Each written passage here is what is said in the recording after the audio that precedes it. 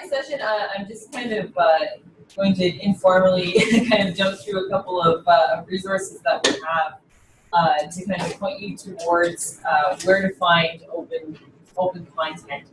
So naturally, I'm on the library website here, our Cambrian library website. You can get to that through my Cambrian or through searching it on the Cambrian website. If you're trying to actually click through to it on the Cambrian website, I think it's about 10,000 hits. But you can find us pretty easily in Google, that sort of thing. So I just want to bring your attention to this research guides area.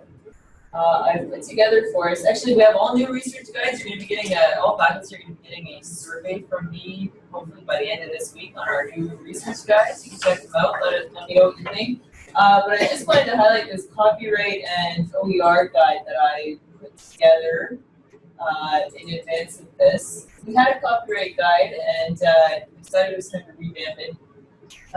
So I do have like our copyright basics on this page, and of course I have our copying guidelines and fair dealing guidelines. If ever you feel you need to refer back to those when you're looking at any content that you're thinking of using, those are available there. I also have some great tools listed at the bottom here. This copyright literacy wizard that we put together for college employees is so fantastic. It's like a decision tree, like, you know, is this material covered by a license? Yes, no. Okay, then go to this step. It's a really great tool for when you're assessing content that you want to use for your course. I also have some description here of, you know, like what's copyright, what's copyleft, and that's what we're talking about with Creative Commons, right? It's copyleft is with copyright permissions produced or removed on that content, and I've listed a few kind of copyleft organizations here so you can find a few things. We also have public domain, a couple of public domain resources here. Cable had mentioned, you know, it's the author's life plus 70 years after death. Here in Canada, it's actually 50 years after death. We're so liberal with our copyright protections. 50 years after death. So a couple sites there that have public domain content, including the Internet Archive. That's where you can find that movie that we watched yesterday on Aaron Schwartz. It's available there. On the other side here, the flip side, OER, I have been curating lists of where to find open content. So if you scroll down here, you'll see, here we go. I've got a whole list here, sites on where to find open textbooks. We are repositories, so that those can have everything from, you know, books, but also you know, maybe test banks, rubrics, assessments, the whole 9 yards. You can find some of that stuff in these repositories. I've also tried to throw together some sites on images. I know, Laura referenced Unsplash, Flickr, Pixabay. I've got a couple others in there. The Creative Commons search tool, I think Cable mentioned that. I've got that all listed there, so it's a handy reference list for you. A couple things on videos. Open music, if you're, you know, adding music to your videos, anything like that, videos that you're making, and open data. There's a few places there for open data. Did you know that the City of Greater Sudbury actually has an open data portal for some of our municipal data? We've been working on that project for a couple of years now. So some cool stuff that you can do with that. I also just want to jump over to see here. I've highlighted this CLO faculty OER toolkit. Before I get into the toolkit, I also just want to show you the site that we have it on. It's called the Learning Portal. Oh, I'm on the wrong site here. It's just the announcement about it. Where's the actual site? Here it is. CLPA. So the Learning Portal is a new site that College Libraries Ontario has been working on for quite a while now. I think maybe about 2 years since we launched this project. So I really liked the quote that you had in the couple slides ago, Jenny. It was, you know, what was it? More is merry because or more is merry, so be sherry. Well, librarians are relentlessly sherry people. We like to share a lot of stuff. So the whole idea behind this site was, you know, why are we reinventing the wheel with so much of this content that we all need? Let's put it all on a site, put it out there, make it open, so that we can all get at it and not have to constantly be rebuilding these things. So there's two sides to this learning portal site.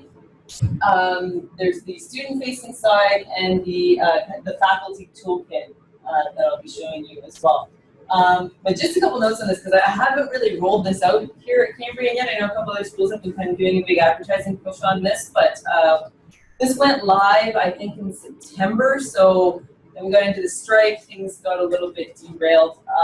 So I'm just kind of rolling this out to show you guys now. So like I said, this was an effort. You know, there's a project team, I think based mostly out of Seneca College, a couple of librarians there, but other schools as well, curating all this content together for people to use. So on the student-facing side, they have these hubs on you know, study skills, research, writing, all these things for your students to use. They're really, really fantastic. So if I click on one just to show you here, you know, writing, how to write an essay, and they've got all these little modules, you know, on planning your essay, you know, lists of resources for them to use for doing these things, tips, all that kind of stuff. Just a ton of content that you can refer this over, like you can refer to your students to this, but also most of the content on this site, as you'll see, there's our handy CC license, is also CC by NC, so not for commercial use. So you can reuse this content as well if you want. If there's anything in here that you want to pull into your course, you are free to do that. So that's the great kind of student side, the different hubs that they have. In the faculty toolkit, you'll see they have a couple different sections here, and this is where we were finding where there was, you know, everybody's kind of doing a lot of duplication. So we've shared our copyright modules. They pulled together some pieces on AODA resources, how to make your courses AODA compliant, your content AODA compliant, LMS cartridges, pieces on Indigenous inclusion, as we're working on building that into some of our courses. And the piece that I'm highlighting today is actually one that I was on the committee to build this, is this OER toolkit.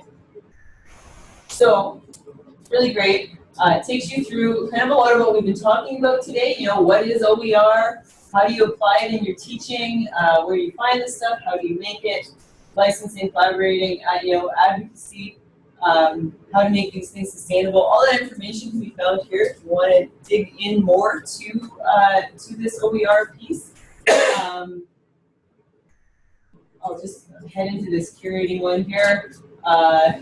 Really great. This is kind of what we're going to be looking at. The stuff that, you know, a whole list of things to keep in mind when you're starting to curate OER content for your courses. Just a ton of content. Like, I can't believe how much this project has taken off. It's been a huge amount of work, and it's great. And the college, on the College Libraries Ontario side, they are the project team there is planning like an approach to ensure that this content is you know, updated. You know, it's continuing to be monitored and kept up to date. It's not just going to die on this website. So there is going to be kind of some structure there to keep this project going.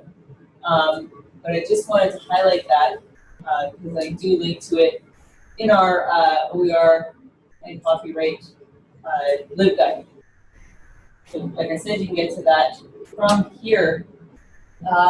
So like I said, I think we'll just go poking around to take a look at what's available. So I know one of my favorite sites that I've been showing people is OER Comments. We'll hop into that one just to give you a look at that. This is kind of an aggregator of an aggregator site for OER materials. So really neat. I'm trying to think of what a good example. Sports injuries. Sports injuries? Yeah. Okay. So we're having a problem finding it. Sports injuries. Let's see if they have anything in that area. Avoiding sports injuries. So okay, so here we go. We've got 9 things here. But you'll also see on the side here that you can really refine things down. One tool that I've been using a lot is this education level piece. So I've been having a lot of instructors coming to me saying, I need to review chemistry with my students. They don't have enough of a science background in my course, but they're only at like like a high school level or even a grade school level with your knowledge. So you can actually filter some of this content down. Say, hey, you know what? My students aren't using this upper division material yet. They're not ready. You can find resources that are geared to a lower knowledge level there by filtering that way. You can also filter by material type. It'll give you a whole ton of options here depending on what has been retrieved in your search. It's only giving me a few because we only have a few search results here, but you can pull a full, in some cases you can pull a full course, lesson plans, case studies, activity labs, full textbooks. It'll give you the whole list on the side here. And again, you can filter by conditions of use. Most of these are all CC licensed. So let's click on one here and we'll see what it says. So you can see here they put the conditions of use right on the side here, right for you to read, so you can figure out what you can and can't do with the resources on this in this site as specified by these users. It'll tell you what it is. This is just a fact sheet that somebody shared on how to do stretches and exercises to avoid sports injuries, and it links you out to go take a look at the resource. I just wanted to show you as well, like if we're looking at a book. I'm trying to think of like what's something with a lot, like history. It doesn't work. Oh. Chemistry. Again, if I filter by material, see it's giving me, because there's a lot of results, it gives me all the different material types that are coming up for this subject. So, syllabi, whole modules, lesson plans, notes, games, homework assignments, the whole 9 yards. I'm just trying to see, does it have, textbook. So I'm looking for a textbook. Here's one from OpenStax. That's what I want to show you. So I can see here it's telling me this is a CC BY license. Awesome. You know what that means now. And it links me out to the resource. And just to show you a bit about what we've been talking about, see here I can download the PDF. You can actually order a print copy fairly inexpensively. I think it's mostly just cost perfect for the printing for these, especially for these OpenStax ones. It tells you who worked on this book and what institutions they're from. It also gives you this errata list. So this was a good point that you made, Laura, about my Elsevier textbook had errors in it. I don't know how many people have told me that they've had these expensive textbooks with errors in it. They're always emailing the publisher saying, "You gotta fix this." Well, they have a whole list. So like if there's an error in this book, they have it on a list. You can go double check it, fix it before you even put it out. It's a publicly available list. Again, it's got the license information there. And you can also, in here, you can do it online. You can link to individual chapters if you want. It even tells you how to give the attribution. Gives you the information down at the bottom here. Gives you the files that you can download. Do any adapting to that, or the PDF. It's all in there. While we're looking at OpenStax, is what I was purposely looking for something in OpenStax, because OpenStax is great. They're working on kind of more the general subject areas and textbooks there. And they're also great if you register with them. You can get access to their their instructor resource bank. So any assessments, all that stuff is in there. And again, this is no cost. There's no fees. It's just hop on board with them. So that's just one. OpenStax is just one of many organizations that's doing this sort of work. Trying to think of where else anything else we can look at on here. Those are kind of the two main things I wanted to show off. We'll take a look at an images one as well, just because I know that is popular. Check out Unsplash. Unsplash is great because you know that everything in here is CC0, so you don't even have to worry about it. Here, cats. and there, Is everything in there CC0? I believe it is. I think They've changed from Creative Commons. It's no longer a Creative Commons license, but it is a license wherein you do not have to give attribution. So it's like CC0, but for some reason they've decided to go their own way with it. I was sort of confused at one point when I was looking at the license. yeah, and see, and like just to show you the difference, like I'm going to Flickr. In Flickr, it depends, right? You can filter by license type. You can say it. You can ask what you want. You can say, okay, I want one that's Creative Commons. I want to make sure because some people can post things in here that have those restrictions on still, right? They still retain their copyright posted to these sites. So you can filter that out. Find more pictures there. You may also know the same thing in Google Images. If you hop over to Google Images, has the same functionality. Except that below all their images, they say double check, and there's often errors. Yeah, because they can't. They can't necessarily police it, right? So again, tools, usage rights. You can try to find something in there that's used again, like they do tell you, make sure double check. But another tool to keep in mind when you're searching for things. I was gonna say one thing with images that's kind of fun though, is if you have a Flickr account, you just start contributing your own images, and if you're looking for something for a slide, like I'm all of a sudden big on Scrabble tiles to kind of spell out the word that I want to display in the slide. So you just create your own, you take your own pics. Yeah. But they get used by others. It's kind of fun. Yeah, absolutely. Marnie, for your link for the learning portal for College Libraries Ontario, you have to go through your library to the Cambridge College Library, which you I just have it there. You can just search the learning portal Okay. on College Libraries Ontario. It'll come up. I just have it linked on our site for. Which means you get it like on the internet by itself. Oh yeah, yeah. If students wanted to print their own, where would you advise them to go for that? Can I answer that? So I used a textbook written by Rajiv out of BC campus, and I priced it out. It was cheaper for me to order it from their print department than to print it here. Yeah. So I would say look at the price that either eCampus Ontario, whoever is offering the textbook, has there, factor in shipping, but often, well, at least for me, my experience, that was the cheaper place.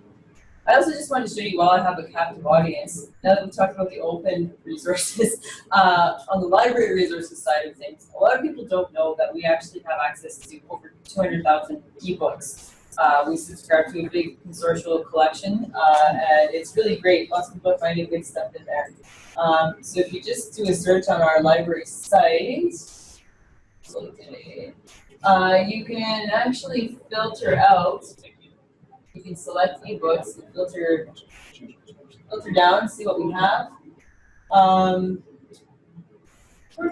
Sports injuries. So if we go into this one, let's say we want to use this one. It tells us right here what the publisher permissions are. I'm allowed to print, email, save up to 100 pages. There's a limited copy paste. There's limited user access. That means all your students can be looking at it at the same time, and it's fine. Yeah, and you can go in, to take a look at this book. You could link, let's say you wanted to use a couple of chapters out of one of these and a couple chapters you found somewhere else, you could link to, these two chapters and link to two other chapters, somewhere else.